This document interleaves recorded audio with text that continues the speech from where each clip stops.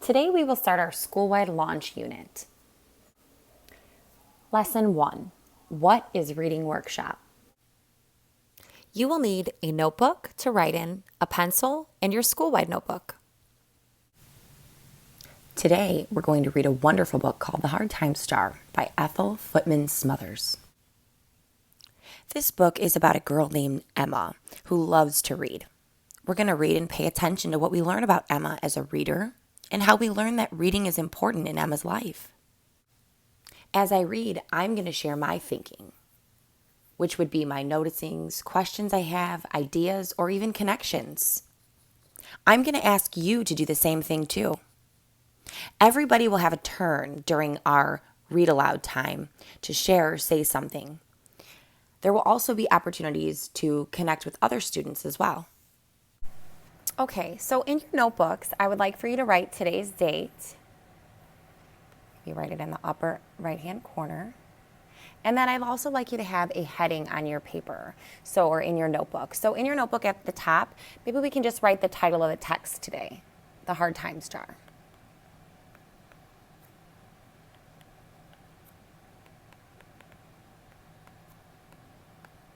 Okay, if you need to pause the video, this would be a great time to pause so that you have the title down. All right, next what I'd like you to do is I'd like you to be stopping and jotting your thinking down in this section as I read.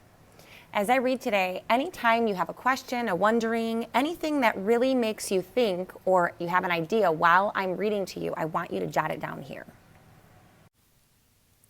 As I begin to read The Hard Times Jar, please make sure you have your spiral notebook. This will be where you can stop and jot as we go. And of course, you're going to need a pencil. Let's get started. Emma rolled belly flat, chocolate brown feet stuck up over pots and pans. Once upon a time, she scribbled in thick black letters. She dabbed the pencil on her tongue. Emma Jean. Mama's voice found her on the porch behind the moving in boxes. Emma wiggled her big toe. She needed just one more minute. Emma Jean Turner, Mama yelled, her raised voice squeaking. You keeping an eye on the little ones? Don't let me have to hide that paper and pencil. That was the last thing Emma wanted. The Turners weren't migrant workers and followed the crops. String beans that hung like long green fingers, tomatoes red and ripe. Money was scarce, scarcer than hen's teeth, Daddy said. That meant no extras. No store-bought books. Emma had to make her own. She needed her paper and pencil. She knew exactly where they were, but Emma checked the cardboard box just to make double sure. Baby Hannah napped without a wriggle. Robert Earl galloped on his stick pony. Emma leaned on the crook of her arm. Thick black letters formed words on brown paper, words from pictures that floated through her mind, like lazy clouds over the apple orchard. Lizzie the lizard had to fan green pea soup until it got cool, she wrote on a piece of grocery bag. It smelled so good she licked the pot clean, ate the whole thing. Then Emma thought for a while. Got pukey green sick, she said out loud. Robert Earl rode by on the sick pony. I like your stories, he laughed. They sound yucky. Emma smiled. She liked them too. She'd keep them always, forever. Emma fastened the brown pages with the safety pins. One day she'd have a regular book, the store-bought kind. Meantime, Emma hugged the grocery bag book with the stories she'd made up herself. Just then, Hannah blinked, wide-eyed. Emma scooped her up, then called for Robert Earl. He was only 6. This year, she turned 8, so Mama had put her in charge. These are the things that I wrote down so far. I'm surprised Emma has to take care of her siblings. She's only 8 years old. Did that surprise you? I also wondered why she can't have a store-bought book, as it said in the text. Let's keep reading. Emma led the way around the moving-in boxes. She made double sure Robert Earl followed her inside the one-room house that sat at the edge of the apple orchard. Emma saw that Mama had hung quilts separating the sleeping places from the cooking and eating places. She put Hannah down near a sleeping place. Something else that I noticed is that Emma and her family, they just moved, and their home is only one room. Maybe they don't have a lot of money. That could be why she doesn't have a store-bought book. You can unpack that box over there, Mama pointed to the cooking and eating place. Everything needs to be put away. Tomorrow is a work day. Tomorrow is apple picking. Emma emptied one box and started the next. Mama's hard times jar lay tucked between blankets. It was just about half full of loose change. Solid nickels, rusty red pennies, thin dimes, and every now and then a fat quarter. What are we going to do with all this money? Emma knew before she asked. She just wanted to make double sure. That money being saved in case we run out of something important before payday, Mama informed her. That's why she called it the hard times jar, because it's for hard times, Robert Earl said. He was silent for a quick minute, then added, Bet I know what Emma would do with all that money. She'd buy her a real book, wouldn't you, Emma? No extras, Mama said as she went about her busyness. No extras, Robert Earl repeated. No extras, Emma whispered to the hard times jar. Something else that I noticed is how everyone thinks that Emma's love of reading and writing is a waste of time. I felt as though every time someone was looking for Emma, that they made a joke of the fact that she was somewhere just off reading, almost as if she was daydreaming. I think that's important to write down because it really shows how important reading is to her. The next morning, while darkness still filled the windows, Daddy nudged Emma. Time to roll out with your working clothes on, he whispered. The next morning, while darkness still filled the windows, Daddy nudged Emma. Time to roll out with your working clothes on, he whispered. When Emma pushed through the quilt curtain, Mama pointed to the corner. The washpan over yonder, and your plate waiting. Emma dabbed the washcloth over her face and passed it on. Here, Robert E., wash. Roll out with your working clothes on, Robert said, waving the cloth at Hannah. Robert Earl, don't bother with Hannah. Wash. Mama's head was already wrapped for work. Emma, eat, and we'll leave for the orchard. We taking red beans and rice for lunch? Emma asked, her words full of cornbread. Red beans and rice, said Mama. Everybody ready? Apple picking time, said Daddy, grabbing the box of food. Before sunshine spread through the trees, Daddy laid his extra long ladder in their branches. All the way to the top he climbed, picking high above Emma's head. Mama seated Hannah in an empty crate. She pulled apples that hung down low. Apple picking time, she said, turning to Emma. Emma had already picked herself one. It tasted of morning, cool and crisp. Emma licked the sweetness dripping down her chin. Robert Earl gathered red fruit off the ground. Some of these all gushy, he said with a mouthful of apple. Pick only the good drops from under the tree, Daddy told him. Daddy's large sack quickly bulged, running over full. He released the strap, and round redness rushed into crates with loud thuds. The sound of spilling apples gave Emma another idea. She needed 1 minute. Lizzie tumbled over and over, stomach hard as bricks. Emma pulled out a piece of brown paper and scribbled. Emma Jean, Mama called from between the branches. Do you want me to hide that pencil? That was the last thing Emma wanted. She slid the pencil and paper back in her pocket. She piled apples high in the crate. She'd worked plenty to add money to the hard times jar. That way there'd be some left over for extras.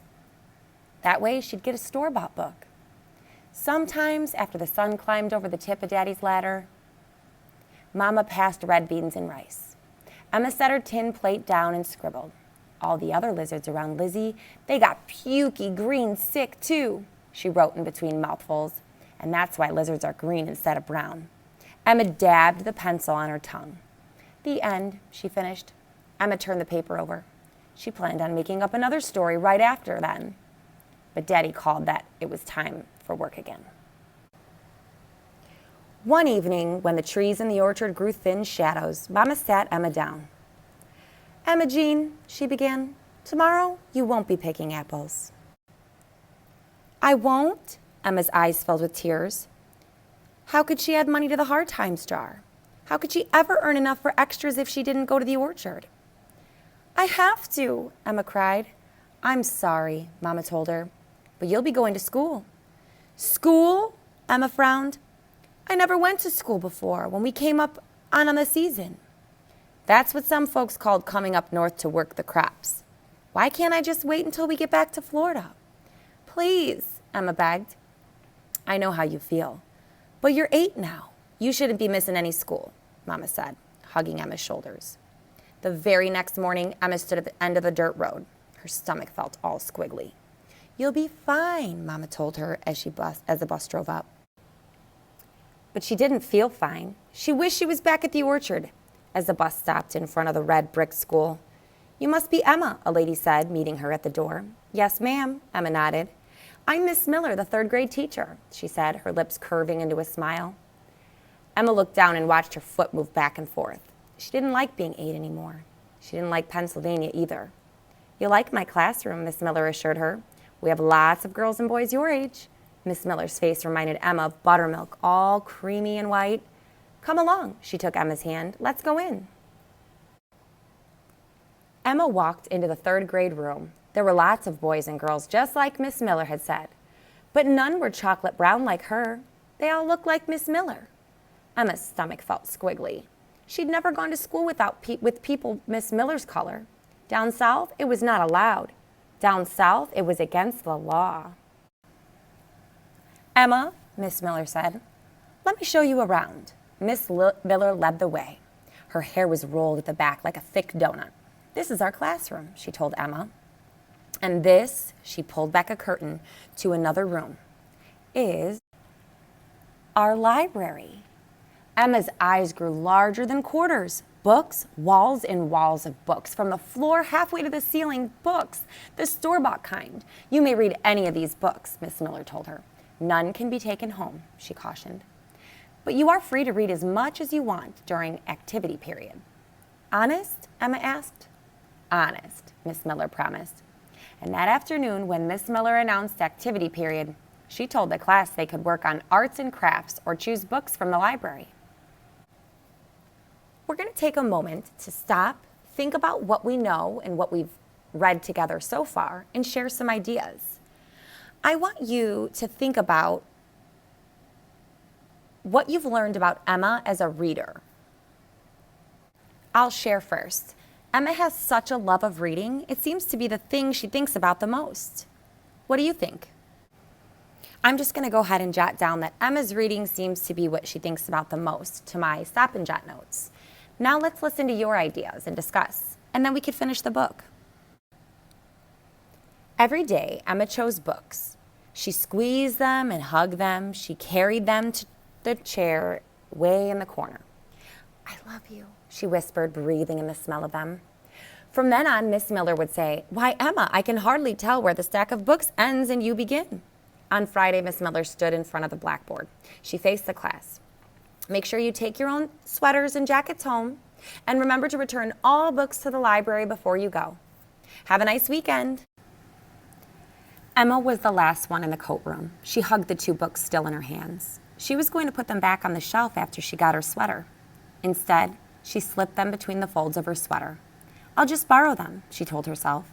She was positive no one would miss them. At home, Emma snuggled into a corner. She held the books on her lap, all 2 of them. The covers were slick and shiny. One had a picture of a golden carriage shaped like a big pumpkin. Emma ran her fingers over its smooth pages. She imagined how grand it would be to ride in such a fine carriage. The other one showed 2 mice in fancy dresses. Each carried an umbrella. Emma could hardly wait to find out where they were going. That night, she read beneath her sleeping cot. Her fingers followed every word. Letters stretched across the page like blackbirds seated neatly in a row. On Sunday, Mama pulled 2 books from under Emma's cot. Emma Jean, what are these books doing here? I thought they were not supposed to leave the school. Emma watched her foot move back and forth. I only meant to borrow them for a little while. They have plenty more at school. Emma let out a long sigh. I don't have any store-bought books. It makes no difference, Mama said. These books don't belong to you. Mama turned Emma's face to hers. What must you do? Put them back on the shelf Emma said softly. And you must tell Miss Miller what you've done. Emma had those squiggles again. This time, they made her heart leap right up to the edge of her skin. Do I have to? Yes, you do, Mama said. Monday morning, Emma missed recess. She stood in front of Miss Miller's desk. Her stomach had the squiggles. I took these books home from the library. Emma looked down at the floor. I'm sorry, she said. I didn't mean to cause any trouble. Honest. Of course you didn't, Miss Miller said, smiling. And I know you'll never take them again. Never, ever, Emma promised. That evening, Mama sat Emma down. I'm proud of you for owning up to what you did, she said. That must have been hard. The hardest, Emma told her. Mama unscrewed the Hard Times jar and placed 6 shiny quarters in Emma's hand. From the Hard Times jar? Emma asked. That's what the Hard Times jar are for. For hard times, Mama said. Robert Earl smiled. But I know what Emma gonna do with all that money.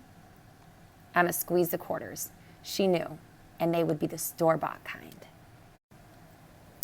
Let's spend the rest of this class time sharing our ideas and talking about how a book like this and conversations about books that we read will be a part of our reading workshop time.